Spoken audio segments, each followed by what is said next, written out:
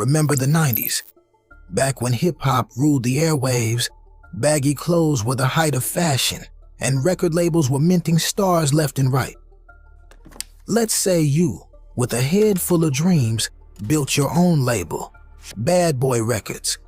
You envisioned launching careers, seeing your artists sell out stadiums and living the dream, right? But what if that dream turned sour? What if, instead of champagne showers, you faced accusations of cheating your artists out of millions? That's not a nightmare, but a real-life story of P. Diddy. Is there a curse hanging over Bad Boy Records? Stay tuned till the end to explore the shadows lurking behind Diddy's billion-dollar empire.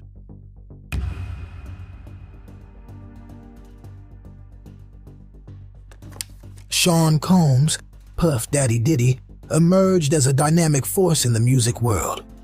Born on November 4th, 1969, in Harlem, New York, he navigated his way from humble beginnings to stardom. His father's tragic death, a result of gun violence, left him in the care of his single mother. Despite the challenges, Combs persevered. In the early 90s, Combs made waves as a talent director at Uptown Records. However, his journey truly took off when he founded Bad Boy Records in 1993. This record label would become a powerhouse, shaping the landscape of hip-hop and R&B. Bad Boy Records was more than just a label. It was a movement. Combs signed trailblazing artists who would leave an indelible mark on the industry. Let's meet some of the early signees. The notorious B.I.G., Biggie Smalls, Mace, 112, Total, Faith Evans, The Lox, and Carl Thomas. By the mid-90s, Bad Boy Records dominated the charts. Hits like Mo Money Mo Problems, Hypnotize, and I'll Be Missing You, Biggie's tribute, solidified the reign.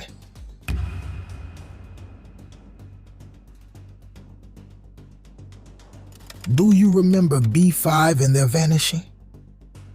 Well, we have a story to tell. So, things were looking bright for B5 after their debut album, right? They were signed to Diddy's Bad Boy Records and had catchy tunes, the whole shebang. But here's the shocker.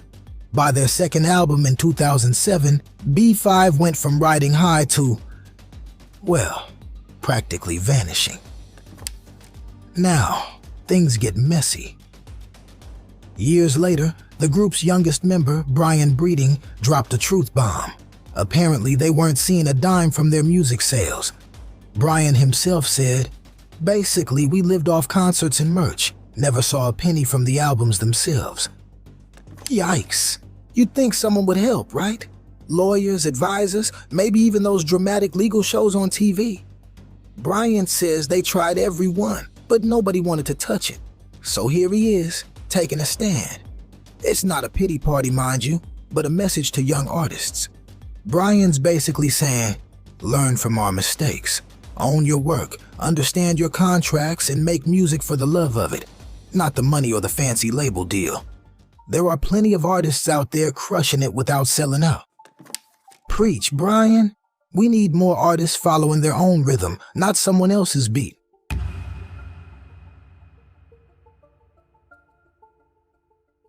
So, it's not just Brian who's had enough of Diddy's publishing shenanigans. Q Parker from 112 has also stepped into the ring, and he's got a lot to say. Q Parker, chatting with TMZ, spilled the tea on his situation, saying he's in the same boat as Mace. He's trying to get out of that contract too. He said, "I get where Mace is coming from because I'm in the same situation. I want the other half of my publishing back too. But let's be real, these were contracts we signed when we were teenagers. Legally, Diddy did nothing wrong. He gave us what was standard in the 90s. So asking him to make a personal, emotional decision, I don't know if he's gonna do that." Q didn't stop there. He also called out Diddy's Grammy speech where Diddy urged the Academy to respect black artists and empower them. Q Parker found this pretty hypocritical. He continued, "Puffy asking the Academy to do something he's not willing to do himself. It comes across as a bit hypocritical. If you're gonna make bold statements, you gotta back it up. If you're gonna be the face of black excellence, there are actions you need to take. There are a lot of people who helped build your wealth, and you have the power to make things right with them.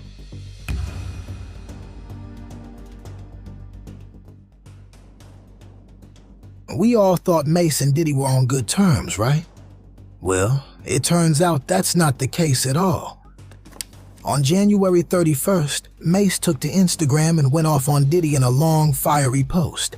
He started by sharing a tweet from Meek Mill, talking about how young black artists are often trapped in unfair recording contracts. Mace also called out Diddy's recent Grammy speech, where Diddy said artists need to take control of their work. Mace wasn't having it. He wrote, "Diddy, I heard your Grammy speech about how you're all about the artist now, and how we need to take back control. So, I'm taking the initiative. Before we ask others to treat us right, we should do right by each other, especially us black creators. You've been starving your artists and treating them unfairly, and I helped you get that Icon Award on the Bad Boy label." Mace didn't stop there. He accused Diddy of holding on to his publishing rights for nearly 25 years, claiming Diddy paid him just $20,000. Mace said, "Who'd want to work with someone who's robbing you and tarnishing your name with a horrendous business model?" He went on to say he felt forced to perform for peanuts just to avoid looking crazy, and that many great moments in lives and music were lost because of Diddy's practices. Despite this, Mace stayed loyal, even risking his life for Diddy, only to feel betrayed again and again. He offered Diddy $2 million in cash to buy back his publishing, but Diddy's response? Mace would need to match an offer from some European guy, or wait until he's 50 for the rights to revert back to him. Mace ended his post with a powerful statement. "This isn't black excellence. When our own race is enslaving us, it's not about ownership. It's about owning each other. No more hiding behind love. If you've changed, give the artists back their money so they can take care of their families."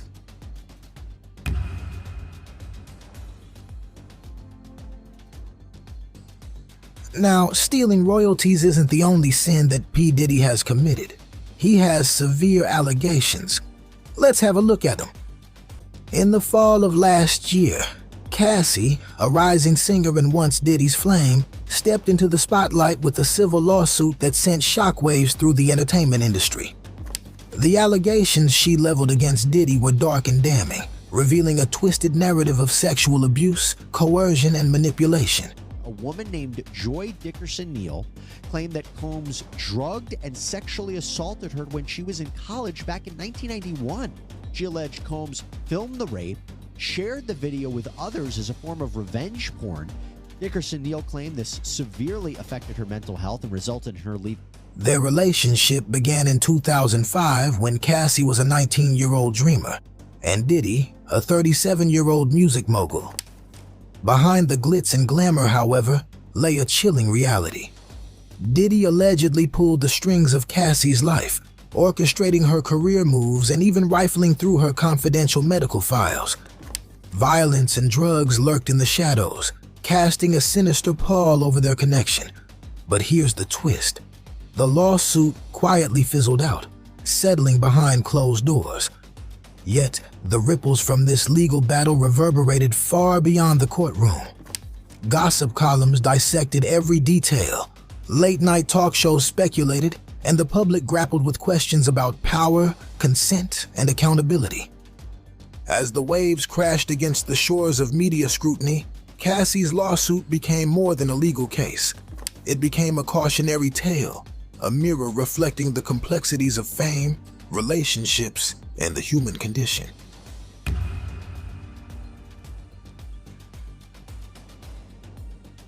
Three women and one brave man stepped forward, their voices echoing in courtrooms across the nation. Their accusations? A smorgasbord of horrors, sexual harassment, rape, and even human trafficking. Imagine being 17, whisked away on a private jet to New York. Sounds glamorous, right? Not for this woman. Diddy and two other men allegedly plied her with drugs and alcohol, leaving her shattered. Her lawsuit paints a chilling sky-high nightmare.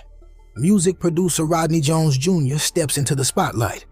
Diddy, he claims, held him by the unmentionables, ouch, without consent.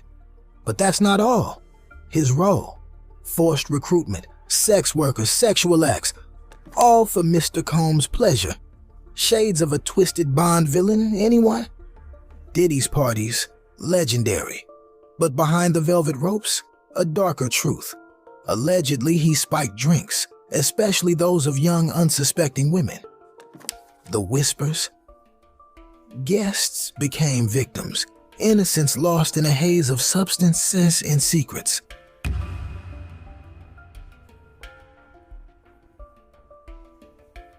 On the fateful day of March the 25th, federal agents, their Homeland Security badges gleaming, descended upon Diddy's opulent properties in Miami and Los Angeles.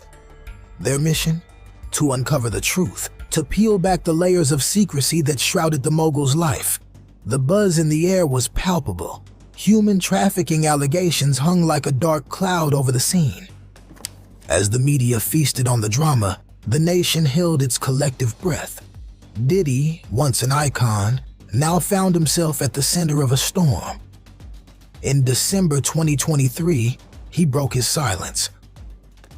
"I've looked on silently as people have tried to assassinate my character, my reputation, and destroy my honor," he declared. "Awful allegations have been made against me by people who are looking for a quick payday. Let me be absolutely clear about this. I did not do any of the terrible things that are being claimed." And so, the battle lines were drawn, the clash between truth and perception, honor and scandal. As the legal machinery churned, the public watched, torn between skepticism and empathy. The raid had exposed fissures in the glittering facade of fame, leaving us to grapple with questions of innocence, guilt, and the fragility of reputation. In this roller coaster ride through hip-hop history, we've witnessed the meteoric rise and tumultuous fall of Bad Boy Records.